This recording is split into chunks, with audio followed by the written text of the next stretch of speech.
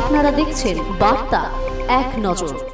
শীতলকুচি পঞ্চায়েত সমিতির মাঠে 157 বিএসএফ ব্যাটালিয়নের পক্ষ থেকে ভলিবল টুর্নামেন্ট। এদিন সকালে অতিথি বরণের মধ্যে দিয়ে অনুষ্ঠানের শুভারম্ভ ঘটে। এরপর একে একে ছোট ছোট শিশুদের নিয়ে সাংস্কৃতিক প্রোগ্রাম, পরবর্তীতে ভলিবল টুর্নামেন্ট এবং এরপর প্রাইজ বিতরণ করে অনুষ্ঠানের সমাপ্তি ঘটে। এদিনের এই প্রোগ্রামে উপস্থিত ছিলেন doctor Kriti Dutta Yadav, DIG SHQ BSF Gopalpur. এছাড়াও ছিলেন শীতলকুচি কলেজের ভারপ্রাপ্ত অধ্যক্ষ doctor Sangeeta Roychowdhury, Sitalkuchi joint BDO Sandipan Das, Kolenahati গ্রাম পঞ্চায়েত প্রধান রফিকুল ইসলাম, বিশিষ্ট সমাজসেবী তপন কুমার গুহ সহ অন্যান্য উচ্চপদস্থ বিএসএফ আধিকারিকেরা। এদিনের এই প্রোগ্রাম থেকে বিএসএফ আধিকারিকরা বলেন, সীমান্ত লাগোয়া মানুষের সাথে বন্ধন অটুট করতে এই উদ্যোগ হবে।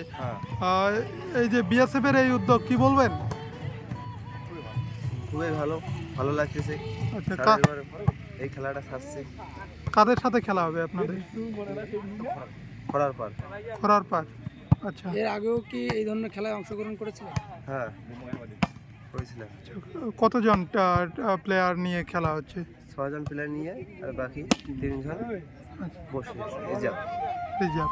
আচ্ছা, কতটা জয়ের বিষয়ে আশাবাদী আপনারা? হ্যাঁ, কতটা জয়ের বিষয়ে আশাবাদী? এখন কি বলা হবে, বলা তো জানে না। এখন খেলা কি হবে, এখন কে জিতে। কি নাম আপনার? সুরজিৎ বর্মন। আপনি টিম ক্যাপ্টেন? হ্যাঁ, আপনাদের টিমের নাম? ভলিবল টুর্নামেন্ট শুরু হবে শীতলকুচি কলেজ। শীতলকুচি।